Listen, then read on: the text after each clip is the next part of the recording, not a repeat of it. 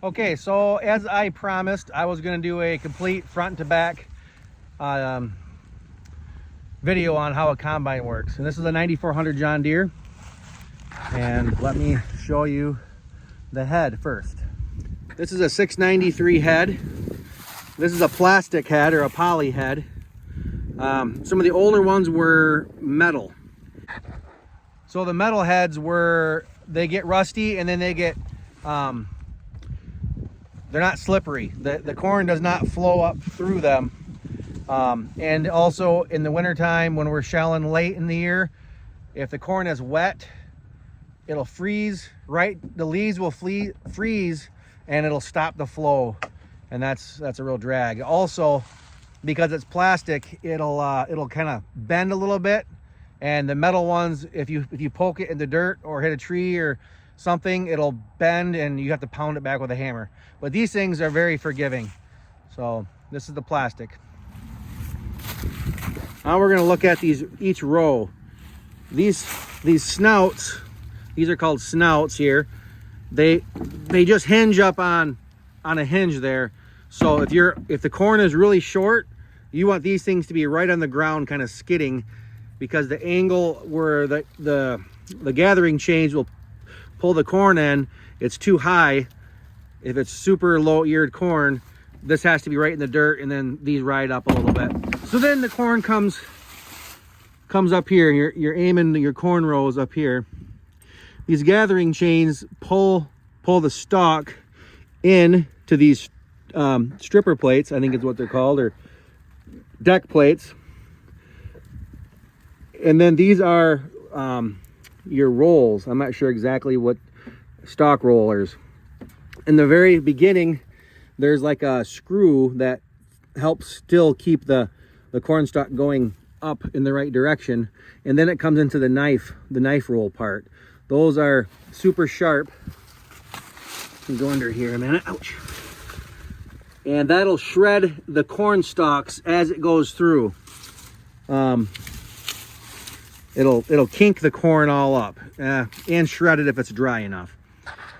And sometimes those are not as sharp as those. This is kind of like a newer version. First it was just regular rolls, and then there's knife rolls, and now they got little ones with like a lawnmower blade spins around, and it really cuts all the rest of this trash down to nothing.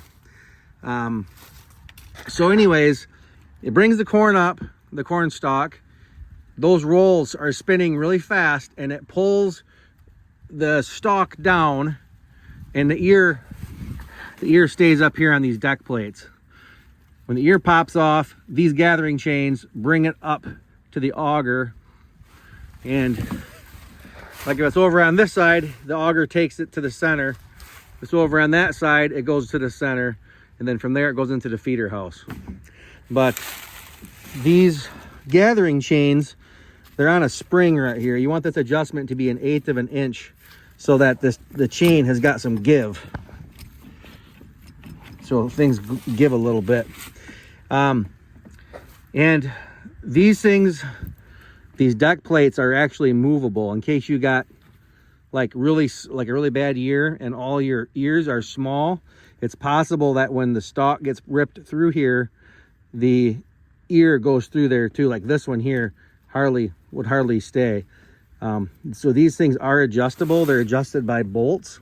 Some of the newer combines, newer heads have hydraulically operated deck plates where you can move them, and that would be really nice on variable ground. We had to do it a couple years where we had to scooch them in.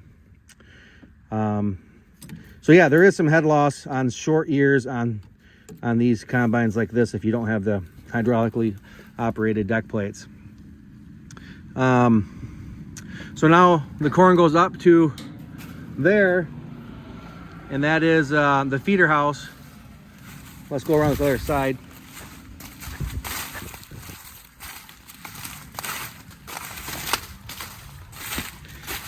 There's a big chain in here that brings everything up to the concave. That'll be our next thing, but let's see if we can see this chain.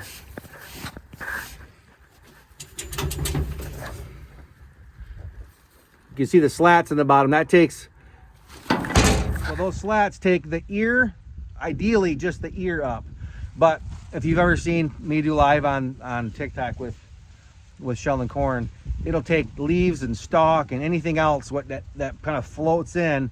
It'll just take that all the way up and sort it out farther down the machine. But it's ideally just the ears. So then we got down here, this is a pretty dangerous area because these two cylinders here, trying to get the right shot. There's a safety latch right there that you can set down, so if the hydraulics hoses were to fail or something, the head's not going to drop like a rock. So you would pop that down if you're going to be working under here, and that's super important because you don't get any warning if a hose is going to blow. So that's scary.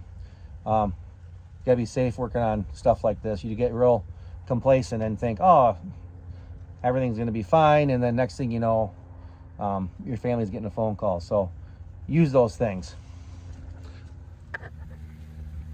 Here's the transmission, which goes over to the final drive there, and that's what powers the wheels. Here's a shaft that runs multiple corn augers off bevel gears. So once the corn goes up into this area, there's a huge cylinder. I gotta somehow get a picture of that. Maybe I can do it.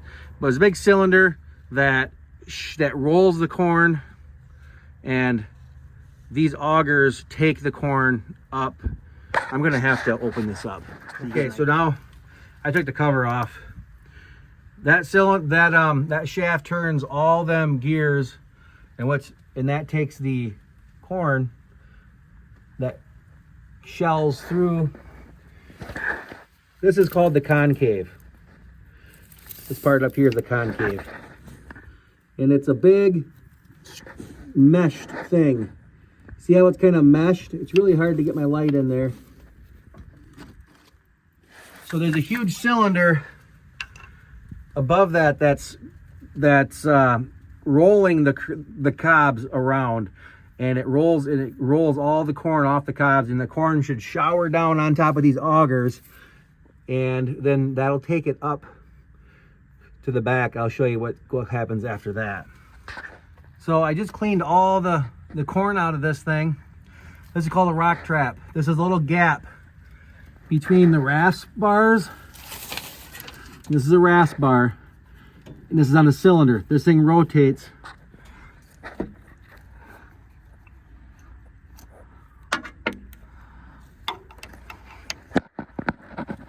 The corn goes between this gap, and it rolls the ear, so all the corn gets shelled off the cob, and it goes through those holes down into those augers. So those little things are called rasp bars.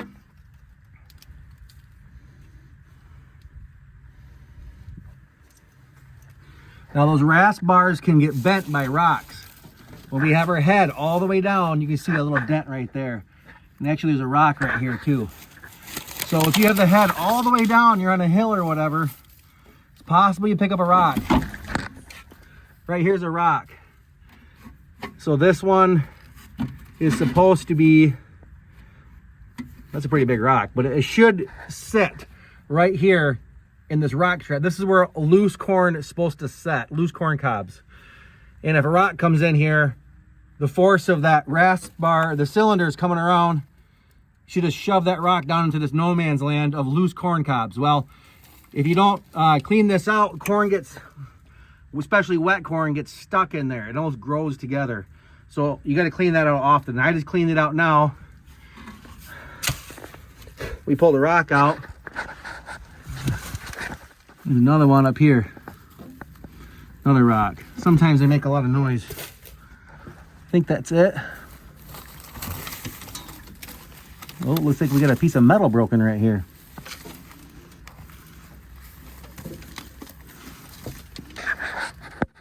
I'm gonna grab my light. Yeah, something broke. See that hole? So, once again, there's your rasp bar. The concave is what's below it. So your corn rolls through there.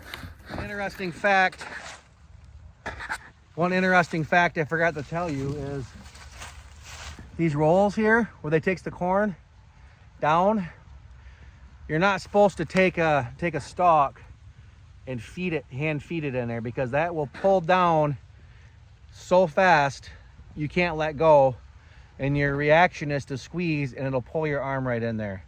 So they actually tell you in the book, don't hand feed it, because it'll take the stalk down quicker than you can let go. So that's an interesting fact on this. So we're back at the explanation of the combine, how it works. It's a different day. The first time I was doing this, I ran out of time. I got different clothes on, but it's the same combine. So let's get back into where the corn goes after it goes through the concave, and we'll get some better pictures on the inside. We're gonna look inside this hole right here. Okay, so we're gonna go in here. There's the rasp bars, the little angle bar there on the other side of the concave, which is that curved floor plate thing. So the corn cobs come in and it rolls it, and all the corn gets shelled off from the cob, and it lands on these augers. From those augers, it gets transferred up into this area. And below, there's a big fan that blows air up through here, and that separates the chaff from the corn. And these little sieves here, they're adjustable. You can adjust that gap. So this gap right here, you hit a little lever, and then these all open and shut all together to give yourself a bigger gap to allow the corn to fall down in there and allow the junk like this just to blow out the back. And there's multiple levels of this. All the while, the air is blowing across it.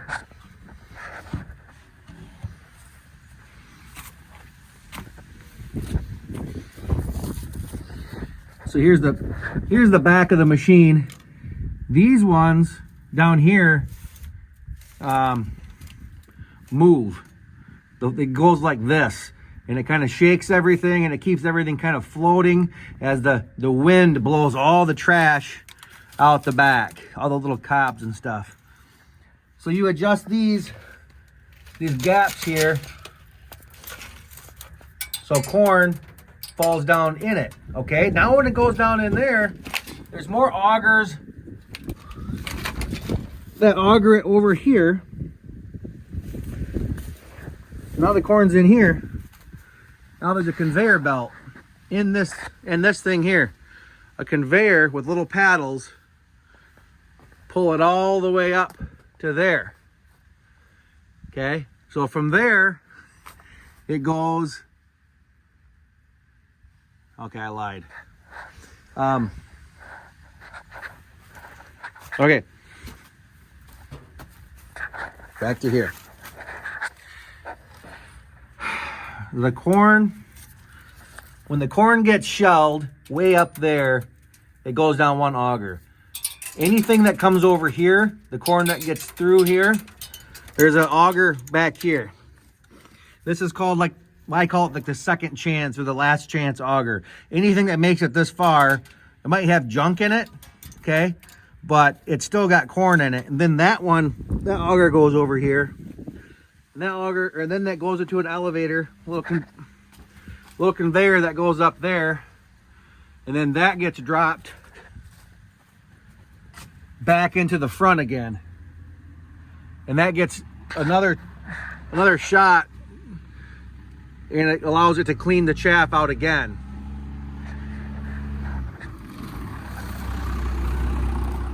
So the corn that falls right away off the concave, and it goes down into the lower area down here where the big auger takes it this way. This goes up another conveyor, and that goes into the grain tank up on the top. That's the auger that you see pushing corn out on top. That's where most of the corn goes, is right up that one. What don't make it up there is what goes down the side that we just talked about and gives it a second chance around. This big belt and these two pulleys here are sheaves. The sheave is like a pulley that can change size. If it gets tighter here, the belt rides up and it goes deeper in there, or the other way around, and that's helps you change size, speed of your cylinder as it's spinning around. If you've seen a video of me walking behind the combine as somebody else was driving, I'm checking the corn cobs for corn on them. If the corn comes through, the cobs come through the machine with some kernels on the cob, there's an actuated linear cylinder right here that decreases or increases the concave clearance of the cylinder. It's kind of hard to see, but there's that little cylinder right there, or that actuated cylinder. And right down there, there's a little cable hooked onto the end. That cable goes all the way up to the side of the sheet metal up there, and through the window you can see, you know, the number. There's a little thing that goes up and down, tells you where that is. So aside from the material that comes through the bottom here, there's some that goes across the top too. Usually the bigger stuff, the stalks and the ears and stuff like that. It all goes above me here, and it goes all the way to that back, and it falls down into a stalk chopper. And then it comes shooting out the back in various directions till it spreads across the field.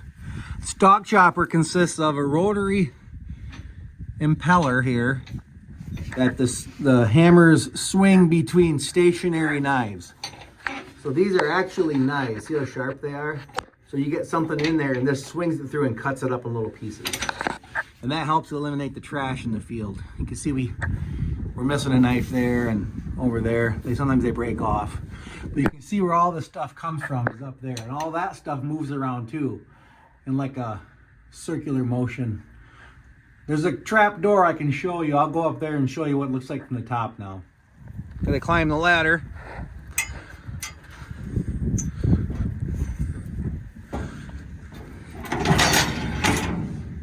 Here's a rotary screen that keeps the junk off the radiator. If you open this up, you look at the radiator. Ooh, we got some corn in there. That's what happens when you overfill the bin. Then this radiator opens up and there's another one. That's how you can clean everything. We definitely got to get that corn out of here though.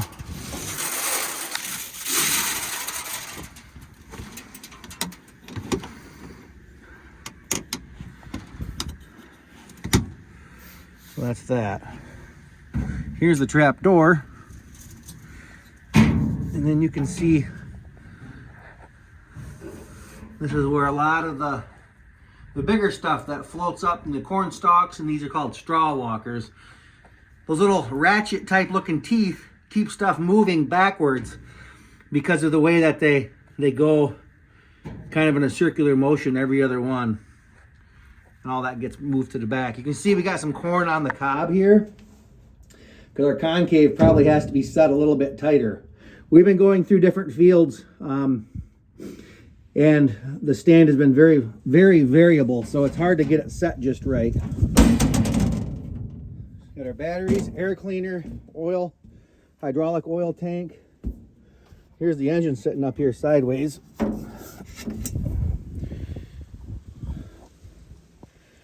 Kind of see what that looks like. Here's where the elevator where the clean corn comes up into the grain tank, right down in there. And everybody says, where's your bin extensions? Well, bin extensions are little things that you flip out so you can get a higher, bigger pile in here and hold more bushel, but we don't have one. So we can't hold that much.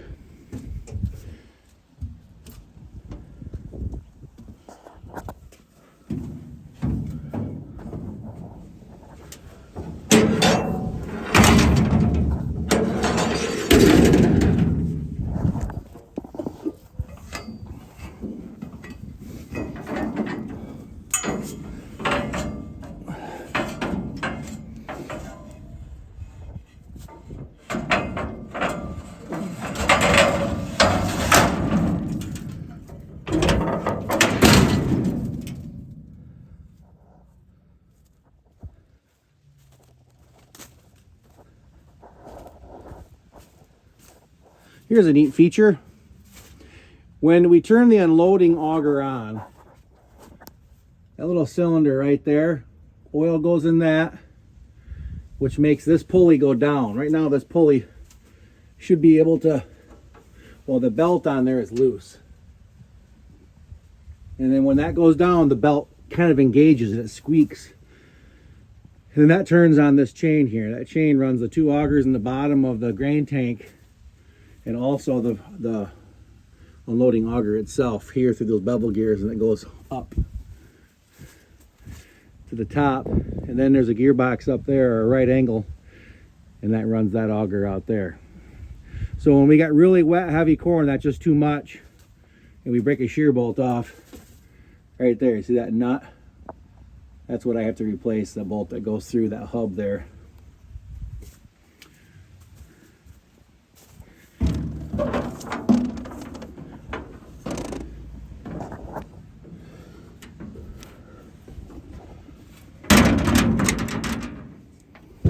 Here's a look on the inside. Here's a little inspection door. It's been a while. Anyways, that thing opens up and you can look at your tailings elevator. This is the part, the second chance one that comes back to see how much stuff is coming around. If there's a lot of stuff coming around that you missed, you probably have to change some of the settings. Ideally, you wouldn't want much at all coming back through there. And our 6620, that thing was on the inside. Down here by your feet, a little door would open up and you can look at that. When I was a little kid, I would sit on the floor and I would keep popping that thing open and watching the stuff coming around, almost getting your fingers sheared off. But it was the fun, the thrill of it, I guess. In here is our controls. We'll start with this one. This is our concave, or the cylinder concave adjustment here. And through the window, there's that dial I was showing you outside where how much gap. This is a good picture of it right here. Corn comes in and it rolls between that. That's what shells it. So you can increase or decrease that gap.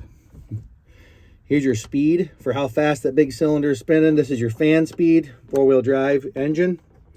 It's either idle or full throttle.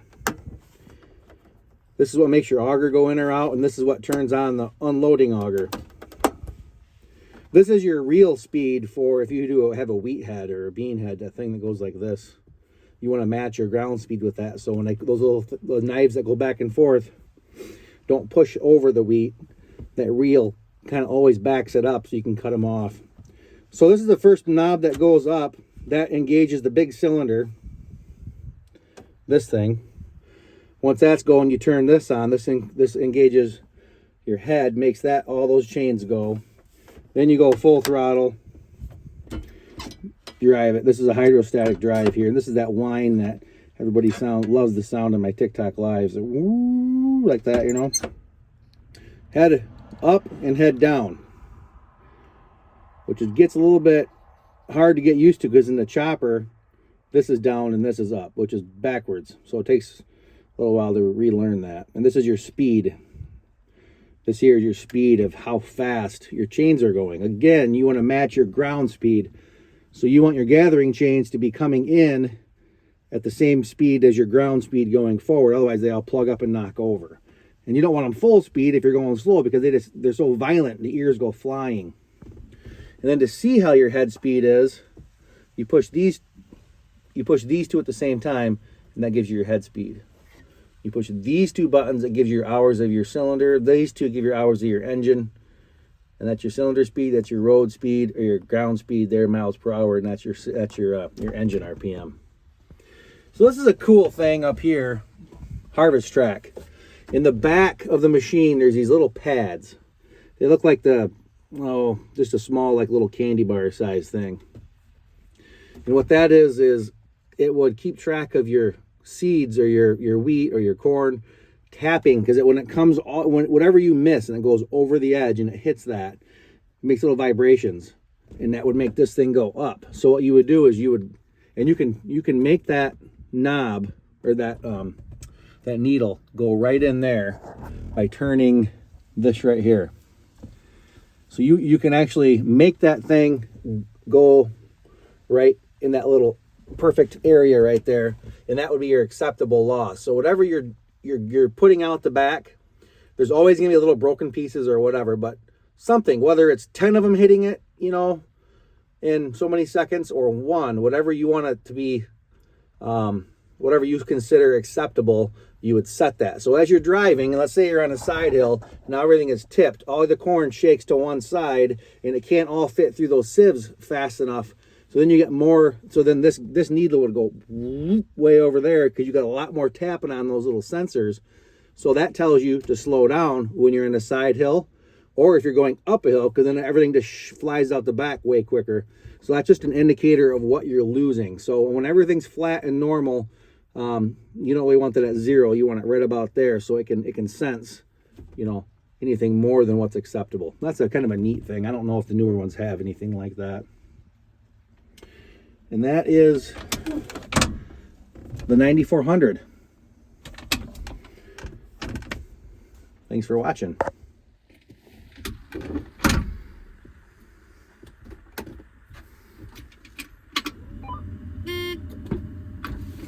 Oh, I left that on. Safety feature.